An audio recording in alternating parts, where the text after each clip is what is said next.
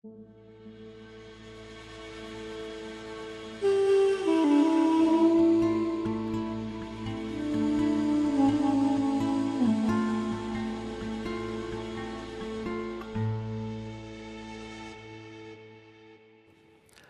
الله الرحمن الرحيم الحمد لله رب العالمين وصلى الله على سيدنا محمد النبي الأمين وعلى آله وصحبه والتابعين وبعد أيها الملأ الكريم السلام عليكم ورحمة الله وبركاته. Nous passons aujourd'hui à la troisième grande règle du droit musulman et c'est celle qui dit ad-dararu yuzal, le préjudice ou bien tout préjudice doit être enlevé, repoussé. C'est là une règle qui, si elle venait à être mise en pratique par l'humanité, le monde deviendrait un monde idyllique. Pourquoi ? Parce que nous avons tous en nous cette capacité de discernement qui fait que nous savons ce qui est bon et ce qui est mauvais. Nous arrivons à faire la différence entre ce qui est bon et ce qui est mal.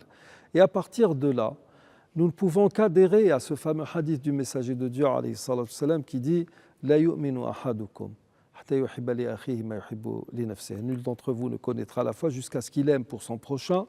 J'ai tendance à traduire le mot akhihi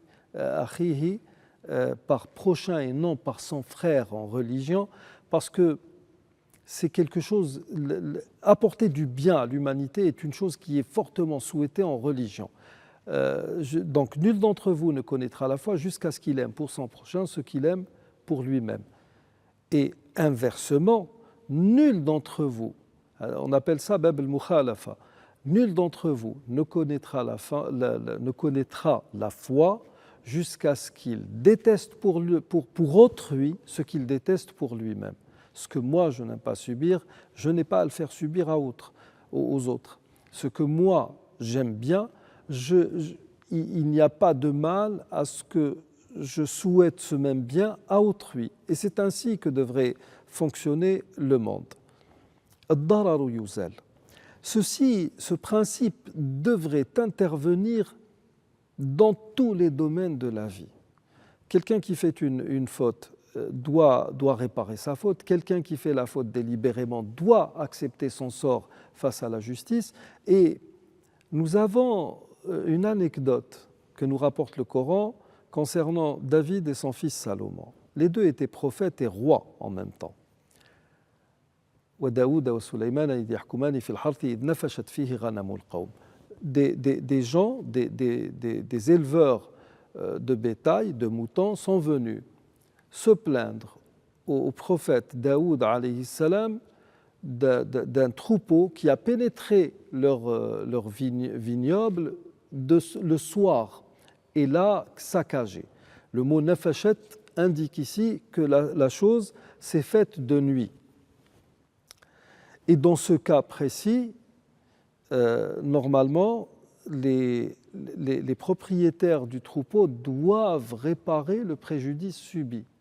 Et d'ailleurs, même dans la religion musulmane, un propriétaire terrien, un cultivateur, doit surveiller ses récoltes et ses champs le matin, mais il n'est pas tenu de le faire le soir.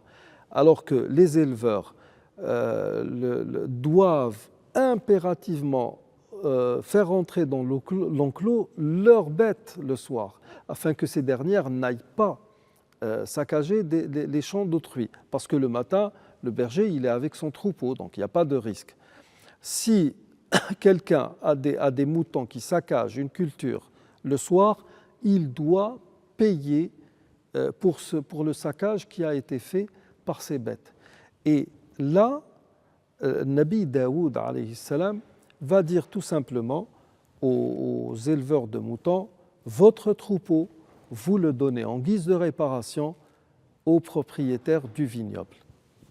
Mais dans cette démarche, cette logique qui veut que le préjudice soit repoussé, Sidna Suleyman va avoir un autre avis, que nous verrons demain, Inch'Allah. D'ici là, je vous dis Astawdi'ukumullah alladhi la tadi'u wada'i'uh. Wassalamu alaykum wa rahmatullahi wa barakatuh.